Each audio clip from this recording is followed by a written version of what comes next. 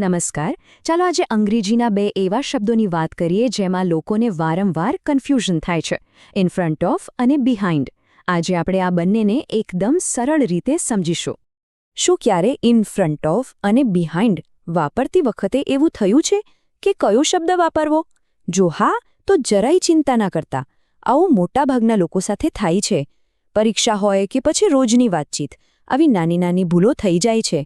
પણ આજે આપણે આ કન્ફ્યુઝન એકદમ દૂર કરી દઈશું. ચાલો તો સૌથી પહેલાં વાત કરીએ ઇન ફ્રન્ટ ઓફની. આનો સીધો ગુજરાતી અર્થ થાય છે આગળ. આ શબ્દ કોઈ પણ વસ્તુની જગ્યા એટલે કે એની પોઝિશન બતાવવા માટે વપરાય છે. તો આનો એકદમ સિમ્પલ નિયમ એ છે કે જ્યારે કોઈ વ્યક્તિ કે વસ્તુ બીજી કોઈ વ્યક્તિ કે વસ્તુની બરાબર સામે એટલે કે આગળ હોય ત્યારે આપણે ઇન ફ્રન્ટ ઓફ વાપરીએ છીએ. કેટલું સહેલું છે નહીં? હવે આનું વાક્ય કઈ રીતે બને એ પણ બહુ જ સહેલું છે. સૌથી પહેલાં આવે સબ્જેક્ટ એટલે કે કર્તા, પછી આવે ઇઝ કે આર, ત્યાર પછી આવે આપણું ઇન ફ્રન્ટ ઓફ અને છેલ્લે આવે ઓબ્જેક્ટ એટલે કે કર્મ. બસ આ ફોર્મ્યુલા યાદ રાખી લો એટલે ક્યારેય ભૂલ નહીં પડે. ચાલો આને ઉદાહરણથી સમજીએ. જુઓ, પહેલું વાક્ય છે the car is in front of the house એટલે કે કાર ઘરની આગળ છે. અહીં કારની જગ્યા બરાબર ઘરની સામે છે. હવે બીજું ઉદાહરણ જોઈએ. She is standing in front of me મતલબ કે તે મારી આગળ ઊભી છે. આ બંને ઉદાહરણોથી નિયમ એકદમ ક્લિયર થઈ જાય છે. ચાલો હવે આગળ વધીએ આપણા બીજા શબ્દ પર, જે છે બિહાઇન્ડ. જો ઇન ફ્રન્ટ ઓફનો મતલબ આગળ થાય તો બિહાઇન્ડનો મતલબ શું થાય? એકદમ સાચું, પાછળ. આ બંને શબ્દો એકબીજાના બરાબર ઓપોઝિટ છે. તો બિહાઇન્ડ ક્યારે વપરાય? જ્યારે કોઈ વસ્તુ કે વ્યક્તિ બીજી કોઈ વસ્તુની પાછળ હોય એટલે કે એની બેકસાઇડ પર હોય. આ પણ જગ્યા જ બતાવે છે, પણ પાછળની દિશામાં. અને બિહાઇન્ડ માટે વાક્ય બનાવવું તો એનાથી પણ સહેલું છે. સૌથી પહેલાં કર્તા, પછી ઇઝ કે આર, પછી સીધું બિહાઇન્ડ અને છેલ્લે કર્મ. જુઓ, ઇન ફ્રન્ટ ઓફમાં 3 શબ્દો હતા. અહીં તો ખાલી એક જ છે, એટલે આ તો વધુ સહેલું છે. ઉદાહરણ જોઈએ. આ પહેલા વાક્યમાં જુઓ, the dog is behind the door. કૂતરો દરવાજાની પાછળ છે. હવે બીજું ઉદાહરણ. My school is behind the bank એટલે કે મારી સ્કૂલ બેંકની પાછળ આવેલી છે. આ બંને ઉદાહરણોથી બિહાઇન્ડનો ઉપયોગ કેવી રીતે કરવો એ એકદમ સ્પષ્ટ થઈ જાય છે. ઓકે, તો હવે આપણે નિયમો તો શીખી લીધા. હવે થોડી પ્રેક્ટિસ થઈ જાય તો હું કેટલાક નવા ઉદાહરણો બતાવીશ જેથી આપણે જે પણ શીખ્યા છીએ એ મગજમાં બરાબર ફિટ થઈ જાય. રેડી? ચાલો, પહેલું ઉદાહરણ.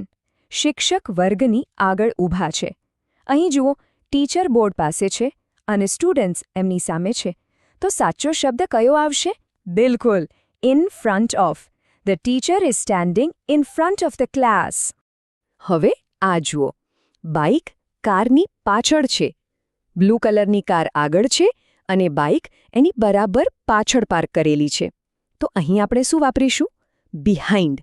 The bike is behind the car. આપણું ત્રીજું ઉદાહરણ. ઘરની આગળ એક વૃક્ષ છે.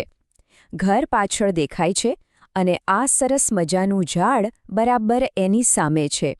એટલે અહીં આવશે in front of. A tree is in front of the house. આગળનું ઉદાહરણ જુઓ તો, બિલાડી સોફાની પાછળ છે. બિલાડી ક્યાંક સંતાઈ ગઈ છે ક્યાં? હા, સોફાની પાછળ. તો અહીં બિહાઇન્ડ શબ્દ એની છુપાયેલી જગ્યાને બરાબર બતાવે છે. The cat is behind the sofa. અને આ છે આપણું છેલ્લું પ્રેક્ટિસ ઉદાહરણ. પોલીસ સ્ટેશન મોલની આગળ છે. આનો મતલબ એવો થાય કે પોલીસ સ્ટેશન અને મોલ સામસામે છે. પોલીસ સ્ટેશન મોલની સામે છે. તો સાચો જવાબ છે in front of. The police station is in front of the mall. સારું, તો આ શબ્દો શીખવા આટલા બધા જરૂરી કેમ છે? ચાલો એ સમજીએ કે રિયલ લાઈફમાં અને પરીક્ષાઓમાં આનું શું મહત્વ છે. જો કોઈ આયલ્સ, પીટીઈ કે ટોફલ જેવી પરીક્ષાઓની તૈયારી કરી રહ્યું હોય તો એમના માટે આ શબ્દો ગોલ્ડન વર્ડ્સ છે. ખાસ કરીને આયલ્સ અને પીટીઈમાં જ્યાં ડિસ્ક્રાઇબ ઇમેજ જેવા ટાસ્ક આવે છે ત્યાં કોઈ વસ્તુનું લોકેશન બતાવવા માટે સાચા શબ્દો વાપરવાથી સ્કોર્સમાં જબરદસ્ત ફરક પડી શકે છે. અને ખાલી પરીક્ષા માટે જ નહીં, આપણી રોજની વાતચીતમાં પણ કોઈ જગ્યાને ચોખવટથી બતાવવા માટે આ શબ્દો ખૂબ કામ લાગે છે. કોઈને રસ્તો બતાવવો હોય કે કોઈ વસ્તુ ક્યાં પડી છે એ કહેવું હોય, આ શબ્દો આપણી વાતને એકદમ ક્લિયર અને ઇફેક્ટિવ બનાવે છે.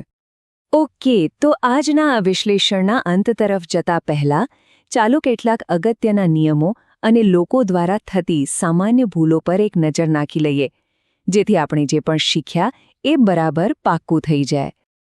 ચાલો કેટલીક સામાન્ય ભૂલો જોઈએ જે આપણે ટાળવાની છે. પહેલી વાત, હંમેશા યાદ રાખજો કે ઇન ફ્રન્ટ ઓફ એ 3 શબ્દોનું એક ગ્રુપ છે, ખાલી ફ્રન્ટ ઓફ નહીં. અને બીજી, અને આ ભૂલ તો બહુ જ લોકો કરે છે, બિહાઇન્ડ પછી ક્યારેય ઓફ ના લગાવતા. He is behind the house એ સાચું છે, પણ બિહાઇન્ડ ઓફ ધ હાઉસ એ ખોટું છે. આ નિયમ ખાસ યાદ રાખજો. તો ચાલો ફટાફટ રીકેપ કરી લઈએ. ઇન ફ્રન્ટ ઓફ એટલે આગળ અને બિહાઇન્ડ એટલે પાછળ. બંને કોઈ વસ્તુની ફિઝિકલ પોઝિશન બતાવે છે.